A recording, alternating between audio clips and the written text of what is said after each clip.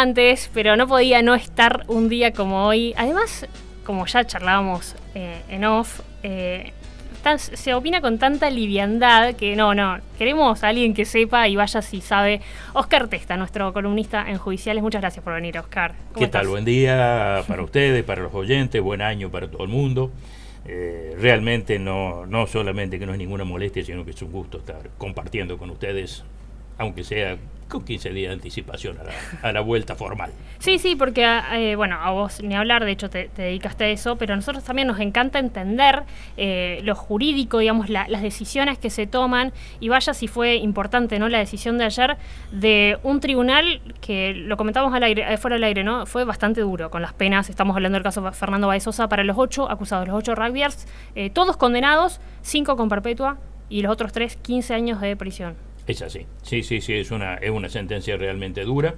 No me sorprende mayormente porque era un poco lo esperable, pese a que no he seguido puntualmente la audiencia tras audiencia, pese a la difusión mediática que tuvo. Sí lo he ido siguiendo en un plano más bien general. Y realmente era lo esperable. La determinación de quienes fueron los que causaron directamente la muerte de Báez Sosa con prisión perpetua. Una de las dudas que habría allí era si se iba a condenar por dolo eventual o dolo directo. En definitiva, se aplicó dolo directo, una reflexión de los jueces que es realmente interesante desde el punto de vista técnico, en el sentido de que evaluaron la conducta que tuvieron luego de los 2 primeros golpes que aplican a la víctima, que cae al suelo y queda prácticamente en situación de no responder a las agresiones, y desde allí con patadas, la mayoría ya dirigidas a la cabeza, y golpe de puño, terminan causándole las lesiones que generan la muerte. Esas lesiones fueron una hemorragia cerebral, aparte de presentar también lesiones en el área pulmonar, hígado, sí, intestino grueso, etcétera. Es decir, prácticamente lo molieron a palos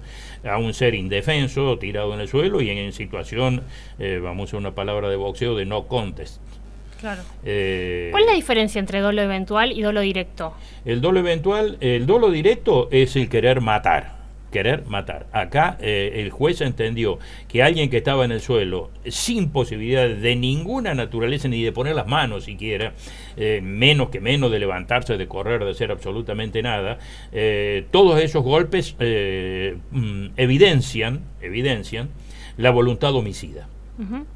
El dolo eventual se habría producido si hubiesen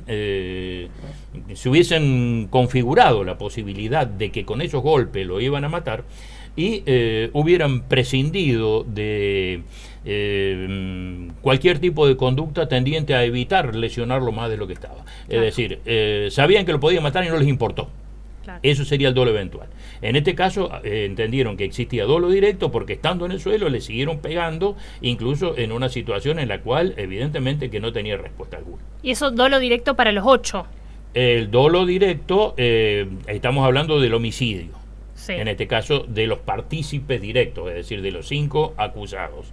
Los otros, digamos, sí, dentro del contexto, los arrastra, porque quedan como partícipes secundarios claro, de ese hecho de homicidio.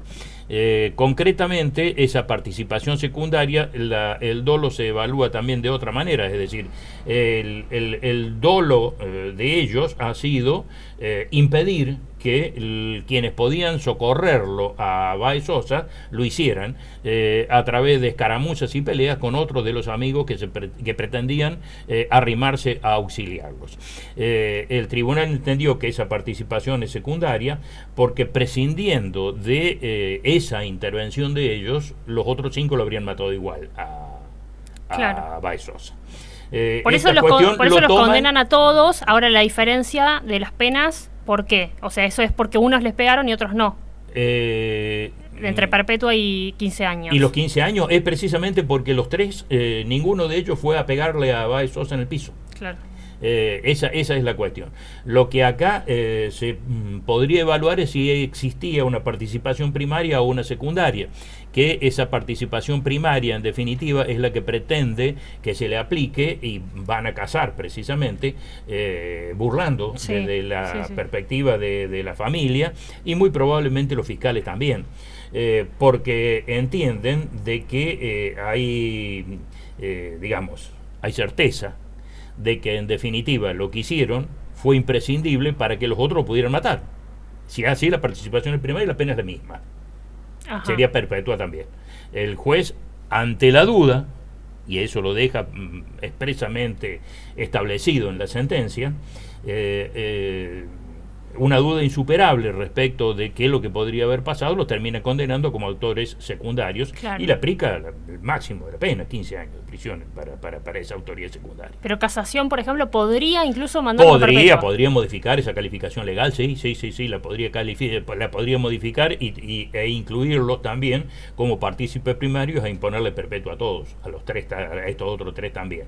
Esa posibilidad, digamos, yo creo que es la única prácticamente posibilidad de modificación de la sentencia. No creo que respecto de los otros 5 acusados vaya a variar en absoluto. O sea, lo que vos crees es que la pena o la condena se puede modificar, e incluso para arriba, digamos, en el sentido de aún más dura, no más leve. Exactamente. Digamos que lo que tendrán que evaluar es si fueron partícipes secundarios, como dijo la sentencia, o partícipes primarios, como seguramente van a decir la Fiscalía y la querella. ¿Crees que hubo presión, o sea, bueno, presión mediática y social seguro, pero digo que eso incidió en el fallo? No. Leyendo los términos del fallo, lo habríamos fallado, incluso yo he hecho algunas manifestaciones en otro previas, punto. Exactamente, en el cual ya lo veía venir de esa manera, con una visión jurídica, no con una visión, digamos, de redes sociales. Claro, porque elementos, pruebas había muchas. Pero hay, exactamente, desde cantidad de testigos hasta videos, pericias, digamos que hay información de todo tipo. La cuestión era cómo se evaluaban jurídicamente esa información, cómo se encuadraba típicamente la conducta de cada uno de los acusados, porque las responsabilidades son individuales, no son globales, claro, y en definitiva cuál es la pena que se le iba a aplicar. No me cabía ninguna duda precisamente de que quienes lo golpearon a Báez Sosa en el piso iban a recibir condena perpetua. Claro. Me quedaba mi duda respecto del tema de la alevosía, pero sí por la participación de 2 o más personas. Esa calificante no se le sacaba a nadie, y desde ahí ver la responsabilidad de quienes no habían golpeado. Entonces desde ahí yo también presumía que algunos iban a terminar con alguna pena menor, que fue lo que ocurrió precisamente con los 3 que terminaron como partícipes secundarios. También había dudas como en esto de ¿hubo o no premeditación? Es decir, ¿lo planearon o no? Aunque sean 5 minutos, lo que sea. El tema de la premeditación no tiene que ver con una discusión previa respecto de si lo vamos a matar o no lo vamos a matar. Lo explica bien el tribunal en la sentencia, al decir de que ese dolo directo de matar, que implica la condición preordenada de 2 o más personas para causarle la muerte a otra, tiene que ver con la actitud asumida cuando la víctima estaba reducida y en situación de no responder. Es decir, quienes siguen pegándolo ahí ponen de manifiesto una voluntad coordinada, aunque no se hubiera verbalizado en ningún momento. Así se consolida la figura penal del homicidio calificado por el número, por un lado. Y también lo entiende el tribunal en el sentido de que, y esa es otra cuestión por ahí discutible desde el punto de vista técnico también, sobre si se va a mantener o no se va a mantener, pero no va a variar la pena, porque puede haber una calificante o 10 calificantes y la pena siempre es prisión perpetua. Por lo tanto, digamos que el tema de la alevosía por allí está un poquito también tomado con cierto... ¿Con prudencia? Sí, sí, sí. Yo no lo vería tan claramente como lo vieron los jueces. Ellos tienen, por ejemplo, las pericias médicas en la mano, porque ¿cómo sabemos cuál es el golpe efectivamente mortal? Es imposible de determinarlo. Pero eso, alguna pericia sí lo puede determinar. Y la cronología son 50 segundos duró todo. Sí, sí, sí. Muy finito todo. Claro, exactamente. No hay manera de determinar cuál de los golpes fue el que causó la muerte. Y si la muerte la causó el primer golpe, por ejemplo, ¿de qué alevosía vamos a hablar si ya estamos directamente pegándole a un cadáver? No habría manera. Por ahí también habría alguna forma de analizar esta cuestión de la alevosía, en el sentido, el tribunal entendió que quien estaba en condiciones de indefensión absoluta, inconsciente en el piso, y siendo causándosele la muerte a través de los golpes, en ese estado, la alevosía existe. Pero bueno, personalmente no sé si va a ser tan fácil de sostener esa apreciación. Ahí serían un poco los elementos que me dejan algunas dudas respecto de lo que puede llegar a pasar de acá para adelante con el fallo. Pero te digo, uno es puramente técnico. Si se cae la alevosía, no hay forma de que se caiga la participación de 2 o más personas, por lo tanto la pena perpetua para esos 5 va a seguir estando. Y por otro lado, el análisis sobre si se va a mantener la calificación de partícipes secundarios de los otros 3, o eventualmente se los puede encuadrar como partícipes primarios y también terminar todos con perpetua. ¿Cómo sigue, digamos, el futuro de estos chicos ahora condenados? Estoy leyendo que van a estar haciendo ustedes, tanto los que están escuchando como nosotros acá, en el 2070, que es cuando saldrían los condenados a perpetua. ¿Allí podrían salir? Eso no va a ser así. Eso va a ocurrir mucho antes, con toda seguridad. Estamos hablando de los que tienen, sí, condena perpetua, los que tienen los 15 años de prisión. En caso de que eso se ratifique, como decíamos recién, a los 10 años ya van a poder tener la condicional, y unos años antes van a poder gozar de los beneficios de la ley 24660, que es la ley que establece el tema de la salida transitoria, de la salida para trabajar, de la visita Esto, familiar, Violás, Sinali y Lucas Partossi, los 3 condenados a 15 años de prisión, vos decís que en 10 años ya pueden salir. Sí, tienen buena conducta, obviamente, si reúnen todos los requisitos que exige la ley, al cumplir las 2/3 partes de la pena ya pueden tener la libertad condicional. Y antes tienen alguna de esos tipos de medidas que son preparatorias y previas a la libertad condicional. ¿Y los 5 a perpetua? Los 5 de perpetua, tenemos ahí una serie de discusiones serias realmente respecto de cómo va a seguir este tema. Tienen asegurado 35 años, que es la extensión de la prisión perpetua en el Código Penal. Eso pero seguro. A su vez, por la calificación del hecho, no tendrían derecho a la condicional. Por lo tanto, ahí es donde empiezan las complicaciones. Esas complicaciones hay que empezar a analizarlas.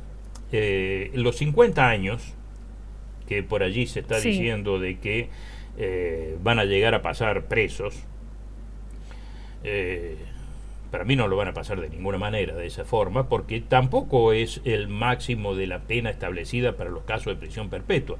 Los 50 años es una cifra que se establece como máximo cuando es necesario establecer unificación de penas para delitos, para sentencias de concurso de delito. ¿Qué significa esto? Concurso material o concurso real. Es decir, cuando alguien comete varios delitos y es necesario unificar la pena, el artículo dice que el mínimo de la pena será el mínimo más alto. Por ejemplo, alguien que en un concurso de delito tenga homicidio, robo, privación ilegítima de libertad, etcétera, etcétera, etcétera. Tengamos, por ejemplo, un robo con arma. El mínimo va a ser 12 años y medio. El máximo, dice, no podrá exceder los 50, porque si nos ponemos a sumar, podrían llegar a 60, 70, 80 años. 50 sería el máximo en esas condiciones. Acá no tenemos ningún concurso de delitos, tenemos un delito único. Un homicidio calificado. ¿Y ahí qué pasa? Y precisamente ahí es donde empieza la discusión teórica de este tipo de situaciones. Desde mi punto de vista hay una serie de normas que son francamente inconstitucionales, que son las que agravaron las situaciones de detención y las extendieron prácticamente sine die, con las modificaciones que empezaron con la causa Bloomberg y después siguieron con por lo menos 2 más y una última del año 2017 de la ley 24660. La Constitución dice, vos lo estabas recordando 18, hace un rato, respecto de la finalidad de la pena, que tiene que ver con la posibilidad o la necesidad dentro del tratamiento penitenciario de lograr la reinserción social de los sujetos. Claro. A su vez, la Constitución dice que las penas no deben ser crueles, inhumanas ni degradantes. Sí. Poner a alguien hasta de 20 años hasta los 70 años en la cárcel, ¿cómo se condice con esa manda constitucional? Aparte, Argentina ha ratificado numerosos tratados internacionales que ponen precisamente el acento en tratar de evitar esas persecuciones y esos tiempos infinitos de detención.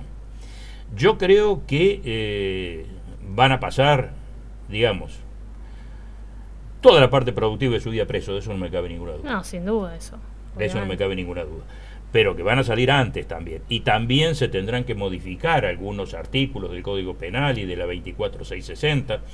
E incluso sería sumamente interesante que las ejecuciones de las penas que se controlan y se tramitan a través de los juzgados de ejecución penal tuvieran también una mayor posibilidad de realizarse evaluaciones en juicios abiertos respecto de la continuidad de las penas, de las formas de cumplimiento, de las posibilidades incluso de las víctimas de controlar el cumplimiento de esas penas, porque acá vamos a ir a una cuestión concreta. Hoy por hoy, dentro de los detenidos que llevan una infinidad de tiempo adentro, tenemos prácticamente el caso de Robledo Puch como el único evidente y conocido. Es verdad. Robledo Puch va a cumplir 50 años este año. ¿Alguien se puede imaginar que estos muchachos van a tener el derrotero de Robledo Puch? Robledo Puch no tiene ni familia, ni amigos, ni ONG, ni absolutamente nadie que pida por él. Eso juega también. Claro que juega, claro que juega. Robledo Puch está pidiendo la condicional desde el año 2000. Y no se la dan porque correspondía. Se la denegaron 5 veces ya. Y porque... ¿Pero eso es por mala conducta? No es tanto por mala conducta, sino porque las pericias psicológicas, psiquiátricas y demás indican que sigue siendo un sujeto peligroso para la sociedad. De hecho, yo creo que la última vez que lo pidió en la pericia dijo que si él salía lo que quería hacer era matar a la Cristina Kirchner. Y con eso, pusieron una cara de espanto terrible y se la volvieron a denegar. Bueno, todo esto no se habla tanto, digamos, de lo que pasa con, los condenados en la cárcel. Bueno, no, ya está condenado, es como que ya no vale la vida, digamos, y uno no se quiere poner. Es raro porque te ponen en el lugar a vos, que uno podría decir una perspectiva garantista, que a su vez creo que hay mucha cosa despectiva con esa doctrina, por así decirlo. Sí. Pero más que nada por desconocimiento. Claro, pero digo, vos te pones al menos a leer la Constitución y hacer respetar esa Constitución y ya te ponen, no, pero vos estás defendiendo a un, a un homicida, a un delincuente, y es difícil incluso dar estos debates, ¿no? Por supuesto, porque existe dentro de la sociedad un sector muy amplio, yo diría que mayoritario, que pretende que nada de todo lo que estamos hablando acá respecto de lo que es la punición de los delincuentes se dé en los términos en que debe darse. Claro. Porque hay una cuestión de seguridad. Si empiezan a desaparecer los derechos de los presos, después van a desaparecer los derechos de los trabajadores, después van a desaparecer los derechos, vamos a seguir mochando derechos y en un momento dado te va a tocar a vos. El punto es que, ¿cómo podríamos decirlo para hacerlo bien comprensivo? Es eliminar el concepto de venganza, claro, y entender que la pena debe ser esencialmente, y tiene que ser proporcional también como retribución al daño causado, pero a su vez esa pena, que ante la gravedad inmensa de este hecho como el que estamos hablando, evidentemente que no puede ser corto, tienen que ser muchísimos años, pero si hablamos de 35 años ya estamos hablando de una barbaridad de tiempo. Muchos por allí la consideran hasta excesiva, esa pena de 35 años, e incluso inconstitucional. Estas situaciones de inconstitucionalidad, evidentemente que cuando se empieza a dar el cumplimiento de la pena, la van a ir planteando de manera permanente los abogados defensores, porque tenemos que tener en cuenta que las inconstitucionalidades en nuestro país no son genéricas, sino que se aplican específicamente a cada caso en particular. Supongamos, como es muy probable que ocurra, que estos condenados actuales, aún sin sentencia firme, sí, técnicamente siguen siendo procesados, cursen carreras universitarias, trabajen a distancia desde la cárcel, pueden hasta llegar a constituir una familia, pueden llegar a tener hijos, pueden casarse en la cárcel. Desde el punto de vista de la rehabilitación, ¿qué le faltaría a ese sujeto para recuperar, aunque sea la libertad condicional? Yo diría que nada. Entonces, cada caso concreto y de acuerdo a las actividades, las conductas y la forma en que vayan viviendo su periodo de detención, evidentemente que le va a dar pie, mientras mejor anden, mientras más demuestren que han dejado de ser un peligro social, la posibilidad a los abogados defensores para que planteen este tipo de inconstitucionalidades respecto de la situación particular de cada uno de ellos en cuanto a la extensión del tiempo de detención. Desde mi punto de vista, dentro de 35 años no queda ninguno. Claro, pero 35 sí. Sí. 35 sí, seguro le esperan a... salvo que haya una modificación.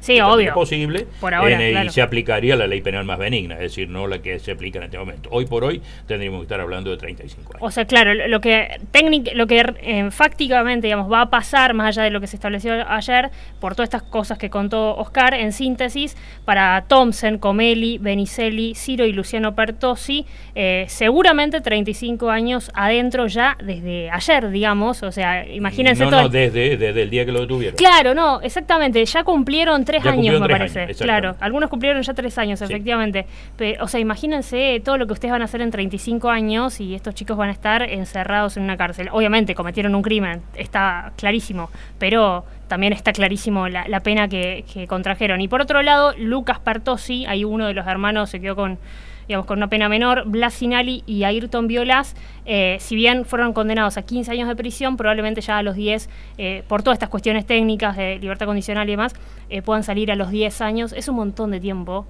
y sin embargo ayer es tristísimo el escenario de ver esto de, como decías, de venganza, de que los violen, de que, lo voy a decir, de que los caen a palo, eso, digamos, ese tipo de mensaje, qué difícil dar. Si cualquiera se pone a ver su vida, claro, es tu vida entera, Flor, como con ¿cuánto? Más. 10 años más. Más. 10 años más. Exactamente. Todavía. Más desde que yo nací. ¿Qué te parece todo es tremendo. eso? ¿Cómo te impresiona? Lo que pasa ¿No te pega? ¿No te hace un poco el ruido? Lo que pasa es que del otro lado te dicen, y bueno, pero mató a una persona. Sí. Ahí está, ¿viste? Claro. Pero ¿cuál es el tiempo, la retribución precisa y exacta? Precisamente ahí están las pautas constitucionales y están todos esos datos que indican cuáles son los elementos a valorar para que una persona en un momento determinado se entienda, desde el punto de vista judicial, que realmente la ha pagado por lo que hizo. Las últimas dos cuestiones en materia informativa respecto a este caso van a investigar también por falso testimonio a dos amigos de los rugbyers, a Juan Pedro Guarino y Tomás Colazo. Eso también ha quedado establecido, así que veremos qué pasa, ¿no? Van a tener que remitir a la Fiscalía para que lo investigue. Claro, y lo otro, en este sentido que venimos charlando de qué pasa o qué implica una condena perpetua, hasta dónde, hasta qué punto, cómo es la reinserción social de los presos y demás, la que está hablando mucho de esto, no sé si la seguís, es la abogada Claudia Cesaroni. Habla mucho de esta cuestión, como que tiene una mirada, digamos, distinta de la habitual, de que bueno, todos condena perpetua, y además apelando a esto que prende fácilmente todos a perpetua, por más que tengan elementos, como decías, hay elementos técnicos para sostenerlo, ojo, está bien, pero la gran parte de la sociedad no lo pide de los elementos técnicos, lo pide porque todos a perpetua. Burlando es un personaje, aparte de ser un excelente abogado, yo hay que reconocerlo a ese detalle, que a su vez está lanzado en su campaña política. Entonces, hoy por hoy, va a integrar las listas dentro de 6 meses. Todo esto le da una inserción mediática, una publicidad gratuita, una instalación en la opinión pública extraordinaria. Entonces, no va a perder la oportunidad de hacer todo ese tipo de planteos grandilocuentes, espectaculares y demás, y jamás va a mencionar lo que él sabe, porque todo lo que acá decimos, Burlando lo sabe perfectamente bien. Burlando, que fue el abogado de Juan D'Artés, en algún momento puede ser en la causa Carlos Yo creo Rivero, que en algún momento estuvo, fue defensor de los horneros en la causa de Cabezas. De Cabezas, exactamente. Claro. Bueno, ese es Burlando también, digamos, compra la película. Pero es que aparte un abogado lo buscan, le pagan y tiene que hacer el trabajo correctamente, lo mejor posible. Él lo está haciendo. Por ahí, en este momento, con una exposición mediática todavía más explosiva en función de sus aspiraciones Pero políticas. En general se lo suele ver como en otro tipo de casos, o al menos él desde otra parte también, ¿no? Sí, normalmente está defendiendo, defendiendo causas indefendibles. Exactamente, acá era como la persona más noble del mundo. Acá es una blanca palomita, es rarísimo. Bueno, muchas gracias, Oscar, y seguramente lo vamos a seguir. Me interesa, seguramente a Guillermo también, digamos, tenemos más o menos una similar mirada respecto a esto de las garantías constitucionales mínimas para todos, para toda persona, porque eso nos salva incluso a los que no hemos cometido un delito ni nada, es lo que nos salva a todos en la manera de razonar la ciencia jurídica. Así que seguramente lo vamos a continuar. Muchas gracias. No, por favor, gracias a ustedes y bueno, nos veremos ya con seguridad dentro de 20 días y si hace falta antes. Muchas gracias. Así son las causas con Oscar Testa.